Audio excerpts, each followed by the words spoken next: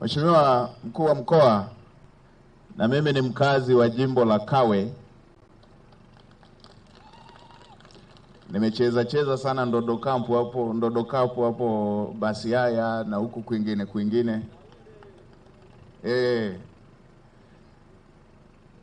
Na wakati ule nilikiwa mchezaji hasa, tulikuwa tunaonana huko kwenye timu zetu zile. Kwa hiyo na mimi ni mkazi wa jimbo hili. Nianze kwa kuwashukuru wote ambao mmetoa maelezo ya utangulizi. Haya ndiyo ambayo Mheshimiwa Rais ametutuma kufuatilia mambo yanayowahusu Watanzania kwa ukaribu. Na mimi nimekabidhiwa jukumu hilo la ufuatiliaji wa utekelezaji wa shughuli za serikali. Na leo nilipita kwenda kujionea hali halisi kwenye chanzo cha maji. Na kama alivyosema Mheshimiwa Waziri, hali halisi kwa sasa inaridhisha. Tumesharudi hali ya kawaida. Kwa hiyo hakuna kisingizio. Nitalisisitiza hili. Niwaombe kwanza mpokee salamu za viongozi wetu wakuu.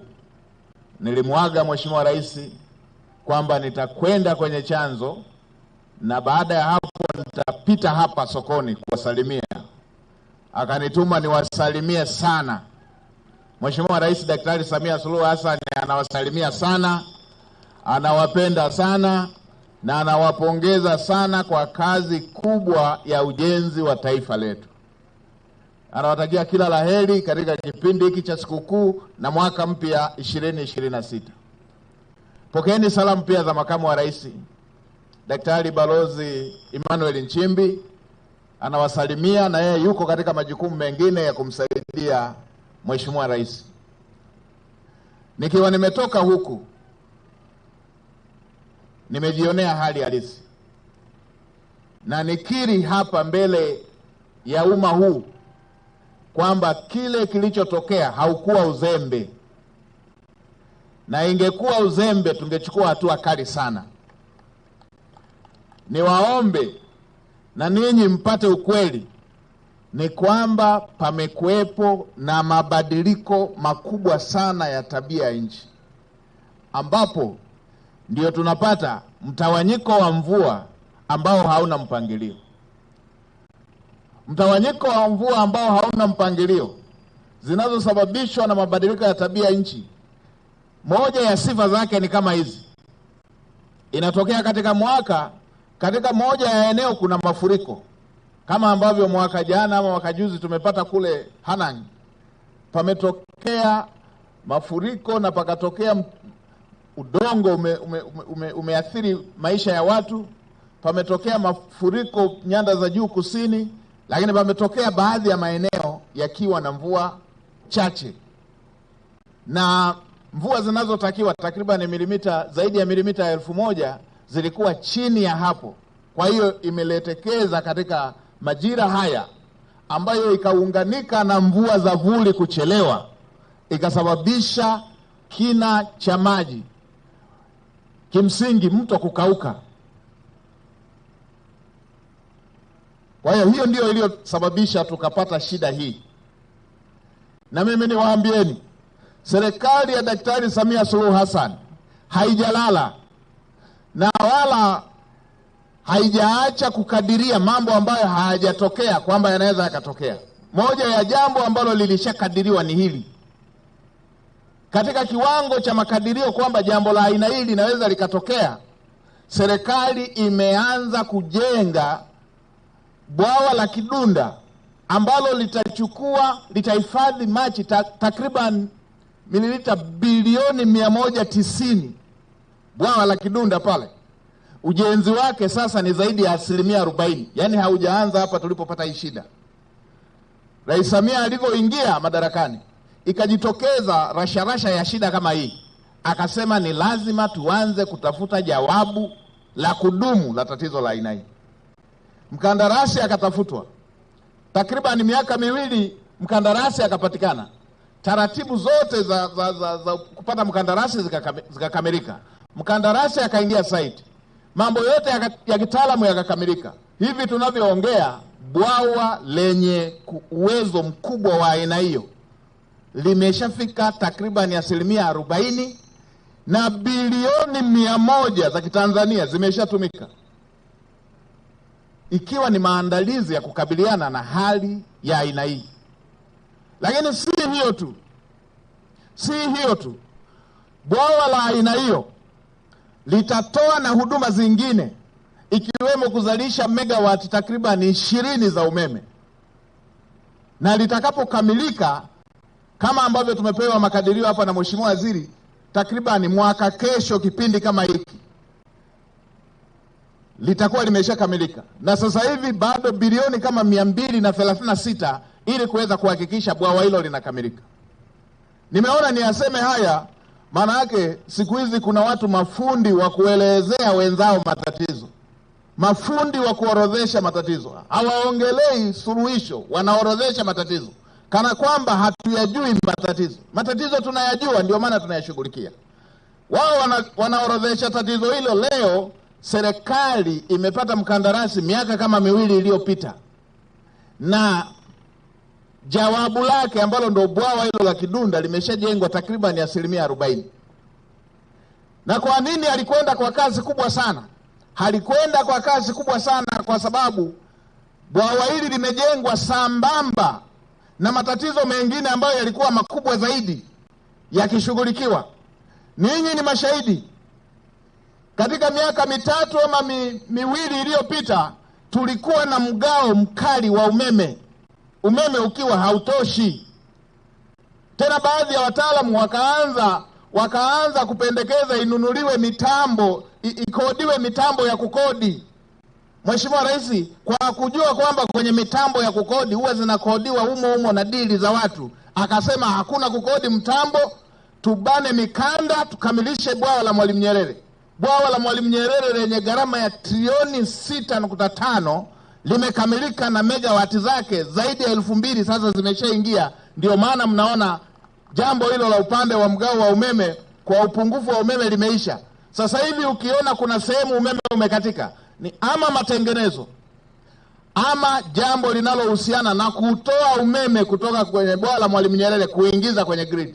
Lakini Tanzania kama Tanzania sasa hivi, kwa jitihada hizo za fedha za Watanzania ninyi wenyewe, tumekamilisha bwawa la Mwalimu Nyerere kwa thamani ya shilingi trilioni 6.5, na sasa Tanzania kwa nchi za Afrika Mashariki na SADC ndio nchi yenye ziada ya umeme zaidi ya megawati 2000. Kwa hiyo, kwa sababu kikapu ni kile kile, tunapofunga mkanda tunafinya tuseme likamilike mradi lile, maana yake huku kwingine kasi ilipungua kidogo. Na sio huo tu, ulikuwepo na mradi wa reli loti ya kwanza na ya pili ambazo sasa hivi mpaka Dodoma inafanya kazi. Lakini sio hiyo tu, kulikuwepo na mradi wa daraja takriban kilomita 3 na sehemu hivi Kigongo Busisi, na wenyewe kwa fedha zetu wa Tanzania, na wenyewe ulikuwa unaendelea. Sio hivyo tu, miradi mingine ya haraka kama hii ya hospitali za wilaya, ndani ya kipindi cha miaka 4 zimejengwa hospitali ya wilaya 119. Wilaya zote ambazo hazikuwa na hospitali ya wilaya zimejengwa hospitali za rufaa na kanda kwenye mikoa na kanda ambayo haikuwa na hizo hospitali.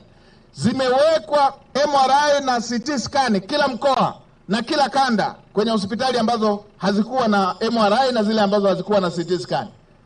Haya yalikuwa yakiendelea huku tukijenga bwawa la Kidunda.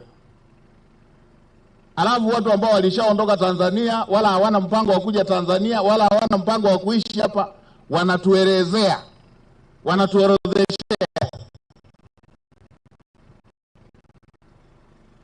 Wajue kwamba wakati wao wanaorodhesha leo, serikali imechukua hatua miaka 3 iliyopita. Maelekezo yangu kwa wizara, kamilisheni mpango wa maji na huu ambao umeweka kwenye kidunda wekeni kwa hali ya dharura hivi hivi, kwa sababu hivi ni mvua tu zilichelewa, tumepata shida hivi. Je, kukiwa na ukame? Hatuombei, na hivi tunaelekea kwenye sherehe wa Tanzania, tuendelee kuombea mvua zinyeshe zinyeshe za kutosha, ili tusiende kwenye shida ya aina hii. Kila mtu kwa imani yake tuombee mvua zije za kutosha, tusiende kwenye hali ya hii iliyojitokeza majuzi. Lakini pamoja na kuombea mvua, na Mungu wetu ni mwema, atatuletea mvua za kutosha, tuendelee kukamilisha bwawa la Kidunda na tukamilishe na tuanze mradi wa mto wa Rufiji, ili tuwe na akiba ya maji ya kutosha Dar es Salaam, Pwani pamoja na viunga vingine. Kwa niliona nianzie na utangulizi huu kwenye maeneo ambayo Mheshimiwa Waziri ameshaielezea vizuri sana. Niliona nianze na hiyo. Na kwenye salamu zake Mheshimiwa Rais alinituma niwahakikishie yale mambo yaliyoko kwenye ilani ya uchaguzi na yale aliyoyaahidi na mengine mbunge wenu aliyasema wakati wa kampeni na ameendelea kuyasema yatakwenda kutekelezwa.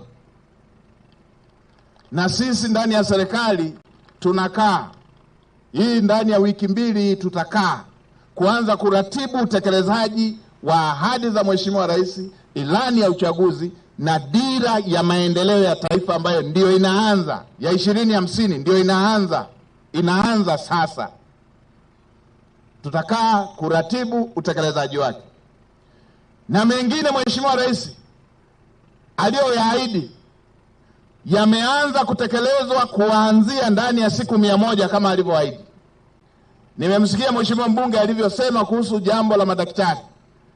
Baada ya kujenga hospitali takriban 119, vituo vya afya takriban 649 nchi nzima, zahanati takriban 2.8 nchi nzima, Mheshimiwa Rais aligundua kwamba patakuwepo na upungufu wa watoa huduma katika majengo haya. Akaelekeza ndani ya siku 100 wataajiriwa wataalamu wa afya 5,000. Hivi tunavyoongea, tangu Disemba 10 kwa siku 10 mfululizo ulikuwa unafanyika usaili wa kuwapata hawa watu, na ifikapo Januari 10, wiki mbili kuanzia sasa, takriban madaktari hao na watumishi